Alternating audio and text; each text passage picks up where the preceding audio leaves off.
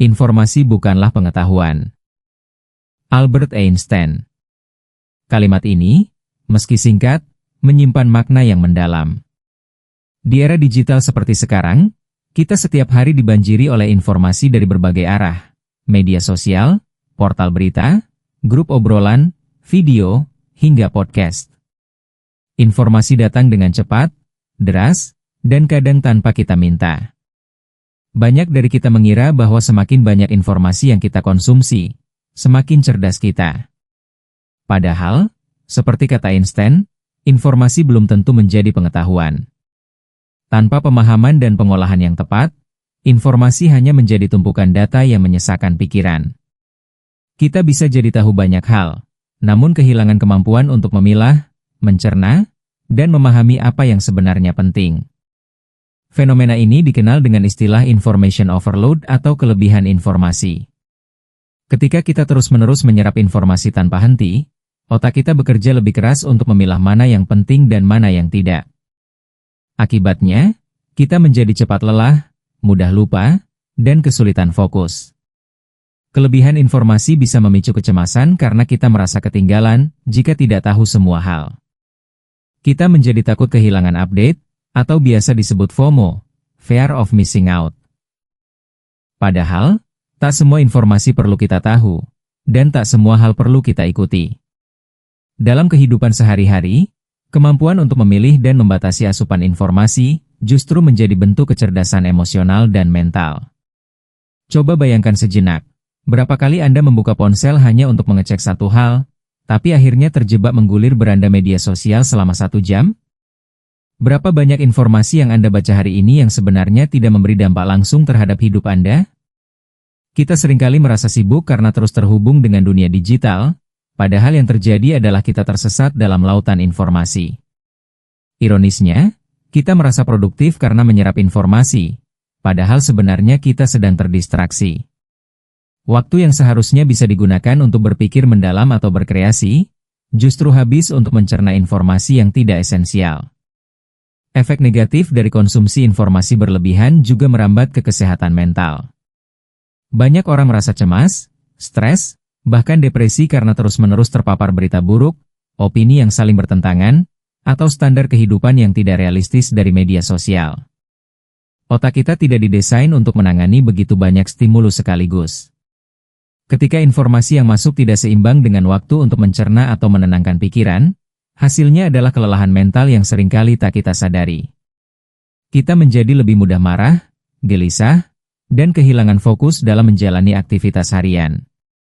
Menghindari konsumsi informasi berlebihan bukan berarti menjadi apatis atau menutup diri dari dunia luar. Justru sebaliknya, ini adalah bentuk kesadaran untuk menjaga kualitas pikiran. Dengan membatasi informasi yang kita serap, kita memberi ruang bagi otak untuk bernapas, merenung, dan berpikir lebih jernih. Kita juga jadi bisa lebih selektif, memilih informasi yang benar-benar kita butuhkan dan sesuai dengan tujuan hidup kita. Keseimbangan antara mengetahui dan mengerti adalah kunci agar informasi yang kita konsumsi tidak hanya lewat begitu saja, tapi benar-benar menjadi wawasan yang berguna.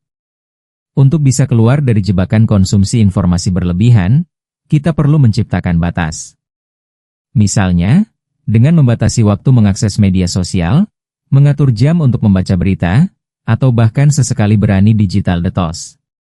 Kita juga bisa melatih diri untuk lebih peka terhadap informasi yang tidak perlu, dengan mengajukan pertanyaan sederhana. Apakah informasi ini penting? Apakah ini berguna untuk saya? Apakah ini membuat saya lebih baik atau justru membuat saya cemas? Pertanyaan-pertanyaan seperti ini bisa menjadi filter alami yang menjaga kesehatan mental kita di tengah banjir informasi yang tak ada habisnya. Di video ini kita akan membahas lebih dalam tentang apa itu konsumsi informasi berlebihan, bagaimana dampaknya terhadap hidup kita, dan langkah-langkah apa saja yang bisa kita lakukan untuk mengatasinya. Kita akan belajar bersama bagaimana caranya menjadi bijak di era digital, bukan dengan menolak informasi, tapi dengan mengelolanya secara sehat.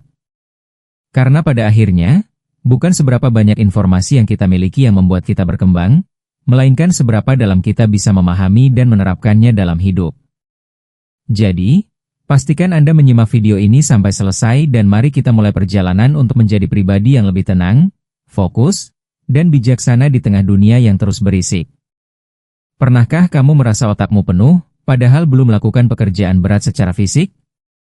Itu mungkin karena kamu mengalami overload mental akibat terlalu banyak menyerap informasi.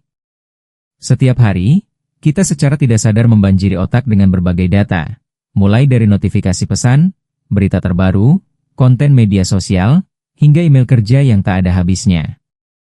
Semua itu terus menumpuk dan mengganggu kapasitas mental kita.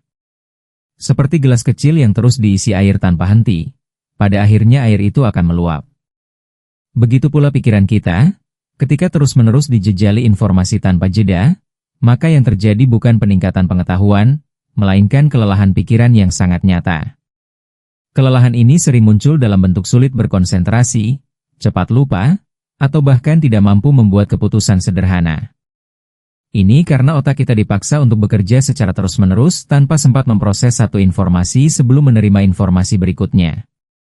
Dalam dunia psikologi, kondisi ini dikenal sebagai cognitive overload, yaitu saat kapasitas otak untuk mengolah data telah melampaui batas optimalnya. Akibatnya, alih-alih menjadi lebih produktif, kita justru mengalami penurunan daya kerja otak. Kita kehilangan kejernihan berpikir, dan pada titik tertentu, bisa merasa seperti kehilangan arah atau motivasi. Salah satu hal yang membuat overload mental berbahaya adalah karena sifatnya yang tersembunyi. Tidak seperti kelelahan fisik yang langsung terasa, beban mental seringkali tidak disadari hingga muncul gejala-gejala seperti mudah tersinggung, sering melamun, atau bahkan sulit tidur di malam hari. Kita mungkin mengira itu karena stres kerja atau kurang istirahat, padahal pemicunya adalah terlalu banyak informasi yang belum sempat dicerna. Kita menyimpan terlalu banyak tab terbuka di otak, dan tidak pernah benar-benar menutup satu pun. Ini membuat pikiran terus aktif meski tubuh sudah ingin beristirahat. Kondisi ini tidak hanya mengganggu keseharian, tapi juga berdampak jangka panjang. Jika terus dibiarkan, overload mental bisa menurunkan kemampuan berpikir kritis dan analitis kita.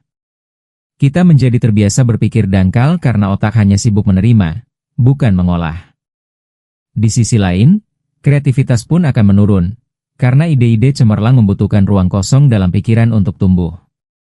Otak yang terlalu penuh tidak punya ruang untuk berimajinasi atau menciptakan sesuatu yang baru.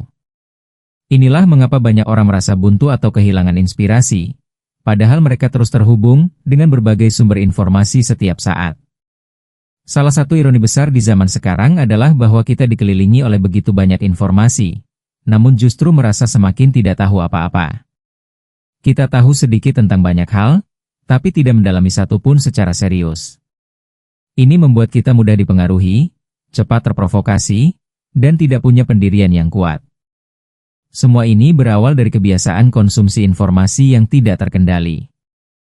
Overload mental membuat kita kehilangan arah dalam menyaring mana informasi yang berguna, mana yang hanya gangguan. Kita seolah menjadi penonton pasif dalam hidup sendiri, terombang-ambing oleh arus informasi dari luar. Lalu, bagaimana kita bisa keluar dari jebakan ini? Langkah pertama adalah menyadari bahwa otak kita butuh istirahat, sama seperti tubuh. Kita perlu menciptakan momen tenang, jauh dari notifikasi dan layar, agar otak punya waktu untuk bernapas. Misalnya dengan membuat jadwal harian bebas gadget, meluangkan waktu untuk membaca secara mendalam tanpa gangguan, atau sekadar berjalan kaki sambil membiarkan pikiran melayang bebas. Aktivitas-aktivitas sederhana ini bisa menjadi cara yang efektif untuk mengurangi beban mental dan membantu otak kembali ke kondisi optimalnya. Overload mental adalah tantangan nyata di era digital. Namun kabar baiknya, ini bukan sesuatu yang tidak bisa diatasi. Dengan kesadaran dan kebiasaan yang tepat, kita bisa mengurangi tekanan pada pikiran kita dan hidup dengan lebih tenang serta fokus. Kita tidak harus tahu segalanya, dan itu tidak masalah. Justru dengan memilih informasi secara bijak, kita memberi diri kita kesempatan untuk berpikir lebih dalam, merasa lebih damai, dan menjalani hidup dengan lebih bermakna. Di tengah derasnya arus informasi yang mengalir setiap detik, kita sering terjebak dalam anggapan bahwa semakin banyak informasi yang kita serap, maka semakin cerdas atau unggul kita. Namun kenyataannya, kuantitas informasi tidak selalu berbanding lurus dengan kualitas pemahaman. Kita bisa saja membaca puluhan artikel, menonton belasan video, atau mendengar berbagai opini dalam sehari, tapi tetap merasa bingung dan tidak tahu mana yang benar-benar penting. Ini karena otak manusia bekerja lebih efektif saat diberi waktu untuk menyerap informasi secara perlahan, bukan secara massal dan terus-menerus. Kualitas informasi adalah tentang bagaimana sebuah informasi dapat memberikan makna, pemahaman mendalam, dan dampak nyata dalam hidup kita. Sebaliknya, kuantitas informasi seringkali hanya menciptakan ilusi produktivitas. Kita merasa sibuk karena banyak membaca dan melihat, padahal sebenarnya tidak ada satupun informasi yang benar-benar kita pahami atau ingat. Kita menjadi konsumen pasif yang hanya menampung, bukan peserta aktif yang berpikir, merenung, dan menganalisis. Akibatnya, informasi hanya lewat di permukaan tanpa pernah mengendap menjadi pengetahuan sejati. Kecenderungan memilih kuantitas juga membuat kita tidak kritis terhadap sumber informasi. Kita asal baca, asal tonton, selama judulnya menarik atau tampil di beranda kita. Kita lupa bahwa tidak semua informasi itu valid, objektif, atau relevan dengan kebutuhan kita. Ketika kita terlalu banyak mengonsumsi informasi tanpa seleksi, kita membuka pintu bagi hoaks, manipulasi opini, dan informasi dangkal yang bisa membentuk pola pikir yang keliru. Kita pun menjadi lebih mudah terdistraksi oleh hal-hal sepele dan kehilangan fokus pada apa yang sebenarnya penting dalam hidup kita. Bandingkan dengan membaca satu artikel berkualitas yang mendalam dan dapat dipercaya, lalu mengambil waktu untuk merenungkan isinya, dengan membaca 10 artikel clickbait yang hanya memancing emosi. Mana yang lebih bermanfaat bagi pertumbuhan pribadi kita? Kualitas informasi membangun pemahaman yang kuat dan terstruktur, sementara kuantitas tanpa kontrol hanya membuat pikiran kita semakin kacau dan tidak terarah. Disinilah pentingnya membiasakan diri untuk bertanya, apakah informasi ini penting? Apakah ini layak untuk waktu dan energi saya? Kebiasaan menghargai kualitas informasi juga membantu kita untuk tidak mudah terombang-ambing oleh tren. Dalam dunia yang terus berubah, banyak hal muncul dan viral sesaat, lalu menghilang tanpa bekas. Jika kita terus mengejar yang sedang ramai tanpa menilai kedalamannya, kita hanya akan ikut arus tanpa arah. Sebaliknya, saat kita memilih untuk fokus pada informasi yang benar-benar bermutu dan relevan, kita bisa membangun landasan berpikir yang lebih stabil dan tidak mudah tergoyahkan. Kita menjadi pribadi yang tidak hanya tahu banyak, tapi juga tahu yang benar. Penting untuk menyadari bahwa waktu dan perhatian kita adalah sumber daya yang terbatas. Setiap kali kita memilih untuk membaca atau menonton sesuatu, berarti kita sedang berinvestasi dalam pikiran kita. Maka, alih-alih mengejar sebanyak mungkin informasi, lebih bijak jika kita mulai mengarahkan energi kita untuk menyaring dan menyerap informasi yang berkualitas, relevan, dan sesuai dengan nilai-nilai serta tujuan hidup kita. Informasi yang baik akan memperluas wawasan, menumbuhkan empati, dan membangun kemampuan berpikir kritis, bukan sekadar memenuhi rasa ingin tahu sesaat. Dengan membiasakan diri menghargai kualitas dibanding kuantitas, kita mulai membangun ketahanan informasi. Kita tidak lagi mudah panik karena tidak tahu segalanya, tapi justru merasa tenang karena tahu apa yang perlu diketahui. Pernahkah kamu merasa sehari telah berlalu begitu cepat, tetapi saat ditanya apa saja yang telah kamu selesaikan, kamu malah bingung menjawabnya? Ini adalah gejala umum yang dialami oleh banyak orang di era digital, ketika waktu kita terserap untuk menyerap informasi tanpa kita sadari. Kita merasa sibuk karena terus membuka ponsel, menggulir layar, membaca berita terbaru, atau menonton video pendek satu demi satu. Namun, kesibukan ini seringkali tidak berbanding lurus dengan produktivitas. Waktu yang seharusnya digunakan untuk menciptakan sesuatu atau menyelesaikan pekerjaan penting, malah habis untuk konsumsi informasi yang sebagian besar tidak memberi dampak nyata. Produktivitas akan datang dari fokus dan tujuan yang jelas. Ketika kita membiarkan diri terjebak dalam arus informasi yang terus-menerus, fokus kita menjadi terpecah. Setiap notifikasi, setiap artikel, setiap postingan yang kita lihat bisa menjadi gangguan kecil yang menggeser perhatian dari hal-hal penting. Kita menjadi sering menunda pekerjaan karena merasa harus update dulu atau baca sedikit lagi. Padahal, waktu yang terus hilang itu tidak bisa kembali. Kita mungkin merasa baru sebentar membuka media sosial, tapi ternyata sudah 1 jam berlalu tanpa kita sadari. Inilah bentuk pencurian waktu yang paling halus, dan kita seringkali tidak menyadarinya. Banyak penelitian menunjukkan bahwa multitasking, terutama dalam hal mengonsumsi informasi dan bekerja sekaligus, justru menurunkan produktivitas. Otak manusia tidak didesain untuk fokus pada banyak hal sekaligus. Setiap kali kita berpindah dari satu informasi ke informasi lain, ada jeda mental yang dibutuhkan untuk kembali fokus. Proses ini dikenal sebagai switching cost, dan semakin sering kita melakukannya, semakin besar waktu dan energi yang terbuang. Alih-alih menyelesaikan tugas dalam 1 jam dengan konsentrasi penuh, kita bisa menghabiskan 2 jam karena terus terganggu oleh hal-hal kecil yang tampaknya sepele. Selain itu, ketika kita terbiasa menyerap informasi secara terus-menerus, kita mulai kehilangan rasa nyaman dalam diam dan ketenangan. Kita menjadi tidak betah saat tidak ada hal yang mengisi waktu. Padahal dalam diam, seringkali lahir ide-ide terbaik. Waktu luang yang seharusnya digunakan untuk refleksi atau beristirahat malah diisi lagi dengan konsumsi informasi. Akibatnya, otak tidak pernah benar-benar beristirahat. Kita menjadi mudah lelah, cepat kehilangan semangat, dan sulit merasakan kepuasan atas hasil kerja. Ini membuat produktivitas menurun secara perlahan tapi pasti, dan kita pun merasa seperti terus bekerja keras tanpa hasil yang sebanding. Untuk memperbaiki hal ini, kita perlu mulai memperlakukan waktu sebagai aset yang berharga, bukan sesuatu yang bisa kita buang untuk hal-hal yang tidak penting.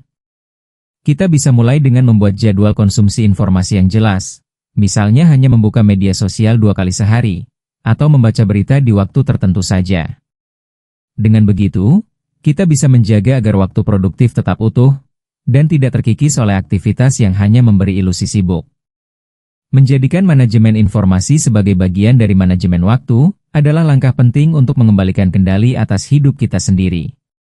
Kita juga perlu belajar mengenali momen-momen kecil pencuri waktu, seperti kebiasaan mengecek notifikasi saat baru bangun tidur, membuka media sosial saat sedang bekerja, atau menonton video singkat saat sedang bosan.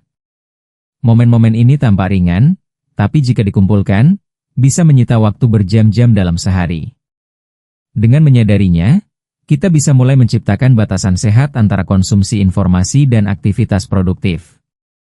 Disiplin kecil ini, bila dilakukan secara konsisten, bisa membawa perubahan besar dalam kualitas kerja dan hidup kita secara keseluruhan. Meningkatkan produktivitas bukan tentang bekerja lebih keras, tapi tentang bekerja lebih cerdas, dan itu dimulai dengan mengelola waktu serta informasi dengan bijak. Ketika kita mampu memisahkan waktu untuk fokus dan waktu untuk bersantai, kita akan merasakan hidup yang lebih seimbang. Salah satu dampak tersembunyi dari konsumsi informasi berlebihan, yang seringkali luput dari perhatian, adalah terganggunya kesehatan emosional. Tanpa disadari, apa yang kita lihat, baca, dan dengar setiap hari membentuk pola pikir dan suasana hati kita. Ketika kita terus-menerus terpapar informasi negatif, seperti berita kekerasan, konflik, bencana, atau komentar toksik di media sosial, kita bisa merasa lelah secara emosional. Meskipun kejadian itu tidak menimpa kita secara langsung, tubuh dan pikiran tetap bereaksi. Kita merasa cemas, takut, bahkan sedih, seolah-olah ikut mengalami hal tersebut. Itulah yang disebut dengan penularan emosi. Emosi bisa menular, bahkan hanya lewat layar. Bayangkan jika setiap hari kita membiarkan pikiran kita dibanjiri oleh berita buruk dan kabar duka. Secara perlahan, persepsi kita terhadap dunia akan berubah menjadi lebih gelap. Kita menjadi lebih pesimis, mudah merasa terancam, atau kehilangan harapan. Ini bukan karena dunia benar-benar semakin buruk, tapi karena lensa yang kita pakai untuk melihatnya dipenuhi oleh informasi negatif. Ini bisa sangat memengaruhi kondisi emosional seseorang, terutama mereka yang sensitif atau sudah memiliki kecenderungan cemas. Emosi-emosi ini menumpuk dan menciptakan stres kronis yang tidak kita sadari, tapi sangat nyata dalam jangka panjang. Selain itu, tekanan emosional juga muncul dari perbandingan sosial yang tidak sehat. Media sosial, misalnya, sering menampilkan kehidupan orang lain yang tampak sempurna, karir sukses, hubungan romantis yang harmonis, liburan mewah, atau pencapaian hebat. Saat kita mengonsumsi terlalu banyak konten semacam itu, tanpa sadar kita mulai membandingkan diri kita dengan mereka. Padahal, yang kita lihat hanyalah potongan terbaik dari kehidupan orang lain, bukan realita utuh. Namun otak kita tidak membedakan itu. Kita merasa kurang, gagal, atau tertinggal, padahal kenyataannya setiap orang punya waktunya sendiri. Perasaan rendah diri, iri, hingga frustasi seringkali muncul dari konsumsi konten yang terlalu banyak dan tidak seimbang. Emosi-emosi ini bisa menggerogoti kepercayaan diri kita, membuat kita ragu pada kemampuan sendiri, atau bahkan merasa bahwa usaha kita sia-sia. Ini adalah bentuk kerusakan emosional yang sangat berbahaya, karena terjadi secara perlahan tapi terus-menerus. Dan seringkali, kita tidak sadar bahwa penyebab utamanya adalah karena terlalu banyak mengakses informasi yang sebetulnya tidak perlu. Bukan karena kita tidak cukup baik, tetapi karena kita membandingkan diri dengan standar yang tidak realistis. Dalam jangka panjang, tekanan emosional yang terus dipicu oleh konsumsi informasi bisa menimbulkan gejala psikosomatis seperti sakit kepala, kelelahan, susah tidur, atau bahkan gangguan kecemasan. Kondisi emosional yang tidak stabil juga berdampak pada hubungan sosial. Kita menjadi mudah tersinggung, kehilangan empati, atau merasa jenuh dalam berinteraksi. Padahal, hubungan sosial yang sehat adalah salah satu penyangga utama kesehatan mental. Maka, mengatur pola konsumsi informasi bukan hanya soal melindungi pikiran, tetapi juga menjaga keseimbangan perasaan dan relasi kita dengan orang-orang sekitar. Langkah awal yang bisa kita lakukan adalah mulai selektif terhadap jenis informasi yang kita konsumsi. Hindari konten yang memicu kecemasan berlebih, unfollow akun-akun yang membuat kita merasa rendah diri, dan cari informasi yang membangun semangat serta empati. Batasi waktu berselancar di media sosial atau membaca berita. Gantikan sebagian waktu itu dengan aktivitas yang menyenangkan dan menenangkan, seperti membaca buku, berkebun, menulis jurnal, atau mengobrol dengan orang terdekat. Dengan begitu, kita memberi ruang bagi emosi positif untuk tumbuh dan menjaga pikiran tetap sehat. Mengendalikan konsumsi informasi bukan berarti mengabaikan dunia luar, tapi tentang memilih mana yang layak masuk ke dalam dunia batin kita. Kesehatan emosional adalah fondasi dari kebahagiaan dan ketenangan hidup. Jika kita mampu menjaga kestabilan emosi di tengah dunia yang penuh gejolak ini, maka kita telah memenangkan separuh pertempuran dalam hidup. Dalam era informasi yang nyaris tak terbatas ini, kita menghadapi paradoks yang mengejutkan. Semakin banyak informasi yang tersedia, semakin menurun kemampuan kita untuk berpikir kritis. Ini terjadi karena otak kita terus-menerus dibombardir oleh data, opini, dan narasi dari berbagai arah, hingga akhirnya menjadi terlalu lelah untuk menganalisis secara mendalam. Kita menjadi terbiasa menerima, bukan lagi mempertanyakan. Padahal berpikir kritis justru adalah inti dari kecerdasan sejati, kemampuan untuk mengevaluasi, membedakan fakta dari opini, dan mengambil kesimpulan secara logis dan rasional. Ketika kita terlalu sering mengonsumsi informasi secara pasif, kita akan kehilangan kebiasaan untuk bertanya. Kita menerima berita begitu saja, percaya pada unggahan viral tanpa verifikasi, dan menyebarkannya tanpa refleksi. Proses berpikir kritis membutuhkan waktu dan energi, sedangkan informasi hari ini bergerak begitu cepat dan singkat. Kita lebih sering terburu-buru untuk tahu banyak hal, daripada benar-benar memahami satu hal dengan mendalam. Alhasil, kita menjadi rentan terhadap misinformasi, propaganda, dan pola pikir yang menyederhanakan masalah kompleks secara berbahaya. Menurunnya kemampuan berpikir kritis juga bisa dilihat dari bagaimana banyak orang lebih mudah terprovokasi oleh judul bombastis, narasi emosional, atau konten yang memicu kemarahan. Ini bukan hanya soal emosi, tapi juga karena mereka tidak dilatih lagi untuk membaca secara utuh dan menganalisis isi secara logis. Kita terjebak dalam budaya headline reading, cukup baca judul, langsung simpulkan, bahkan berkomentar. Padahal, konteks sangat penting dalam memahami kebenaran. Tanpa berpikir kritis, kita bisa salah paham, salah bertindak, bahkan menyebarkan ketidakbenaran yang berbahaya. Kemampuan untuk berpikir kritis juga erat kaitannya dengan keberanian untuk tidak ikut arus. Dalam dunia yang terus-menerus menyodorkan opini dan tren, berpikir kritis memungkinkan kita mengambil jarak sejenak dan bertanya, apakah ini benar? Apakah saya setuju? Apakah ini sejalan dengan nilai saya? Tanpa refleksi semacam ini, kita bisa kehilangan identitas berpikir kita sendiri. Kita akan mudah menjadi gema dari suara orang lain, bukan lagi pemilik dari pendapat dan keputusan kita sendiri. Dalam jangka panjang, Ini bisa mengikis rasa percaya diri intelektual dan membuat kita tergantung pada validasi dari luar. Ironisnya, banyak platform digital saat ini justru dirancang untuk mempercepat konsumsi, bukan memperdalam pemahaman. Algoritma menyajikan informasi yang seragam dengan pandangan kita, mempersempit sudut pandang dan menguatkan bias. Ini berbahaya, karena tanpa kita sadari, kita semakin jauh dari diskusi sehat dan perbedaan pendapat yang konstruktif. Berpikir kritis menuntut kita untuk terbuka pada berbagai sudut pandang, bukan hanya mencari apa yang kita ingin dengar. Jika kita kehilangan kebiasaan itu, maka wawasan kita akan menyempit, dan kemampuan untuk menilai secara objektif pun ikut menurun. Maka dari itu, salah satu cara untuk mempertahankan dan melatih kemampuan berpikir kritis adalah dengan membatasi konsumsi informasi dan memilih kualitas daripada kuantitas. Kita bisa mulai dengan membaca lebih dalam, bukan hanya cepat. Memilih sumber yang kredibel, bukan hanya yang ramai. Meluangkan waktu untuk merenung dan berdiskusi, bukan hanya membagikan atau mengomentari. Ini adalah proses yang membutuhkan kesadaran, tetapi hasilnya sangat berharga. Kita tidak hanya menjadi lebih cerdas, tetapi juga lebih bijak dalam menyikapi dunia yang kompleks ini. Jika kita ingin tetap tajam di tengah kabut informasi yang membanjiri pikiran, maka berpikir kritis bukan sekadar pilihan, melainkan keharusan.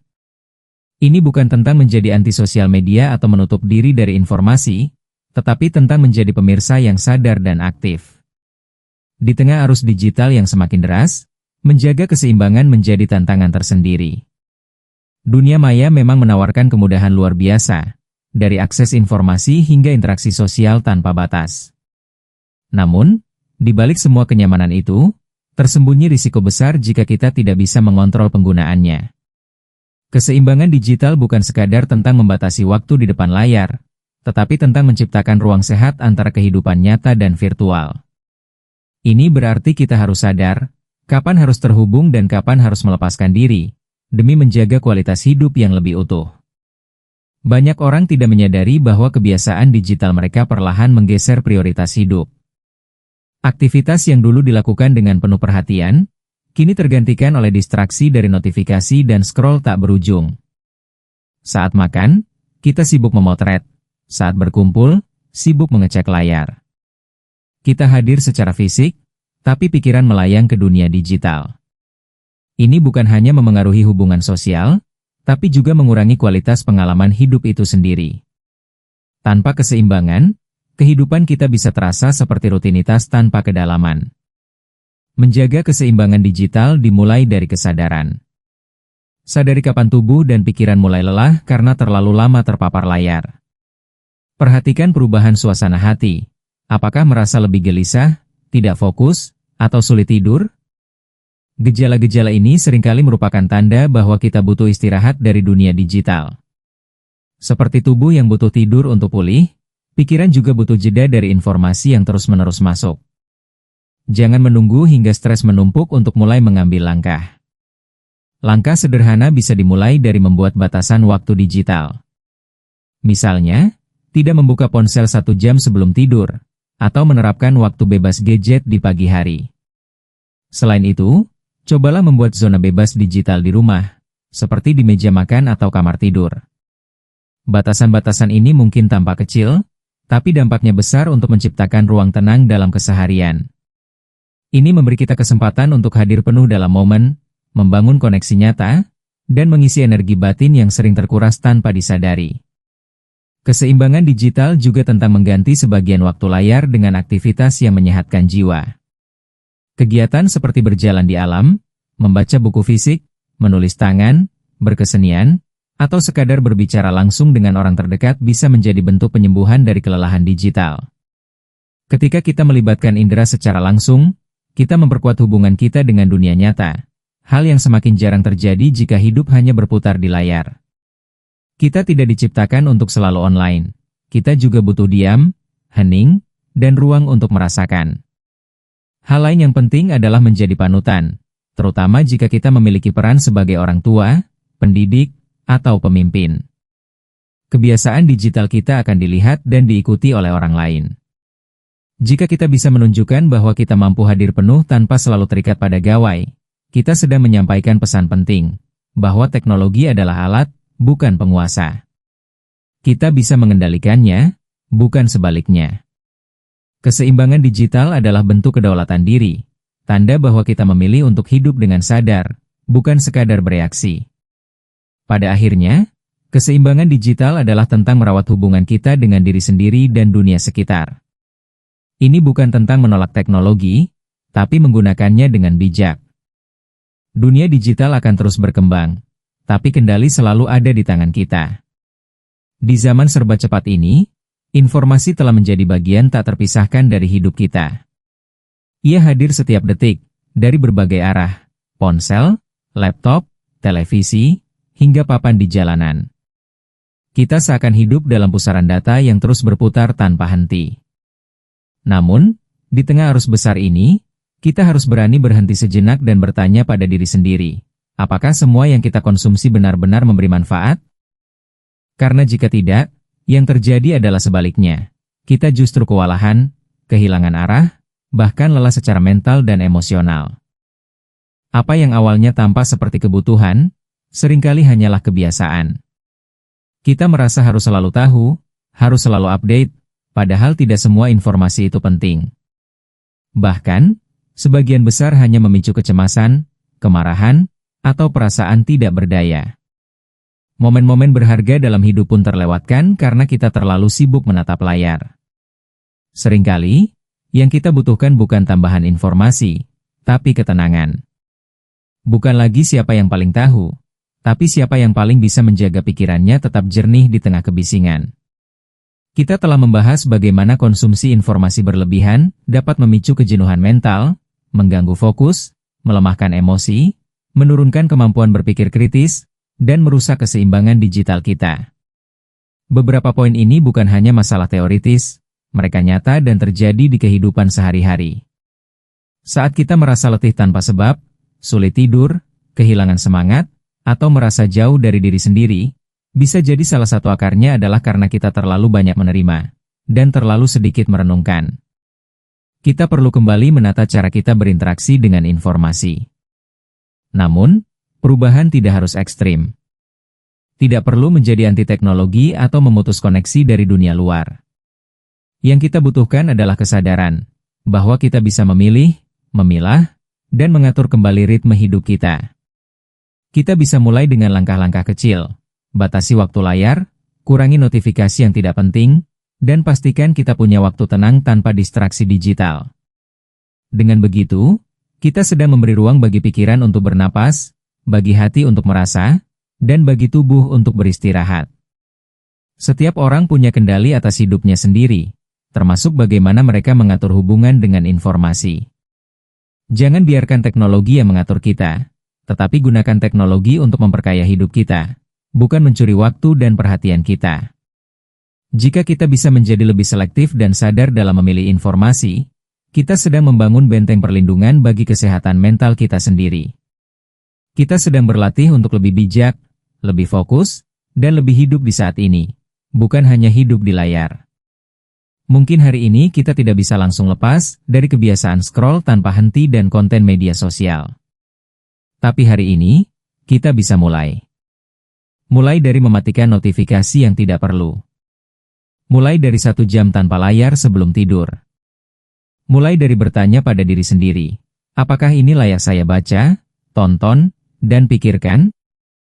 Perubahan besar dimulai dari kesadaran kecil yang dilakukan terus-menerus. Dan dari sanalah hidup yang lebih tenang dan seimbang akan tumbuh. Terima kasih sudah menonton video ini hingga akhir.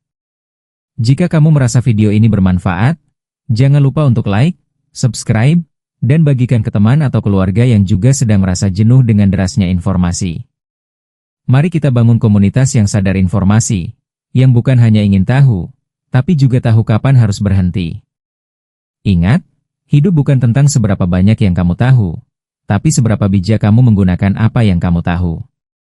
Terima kasih dan sampai jumpa di video berikutnya.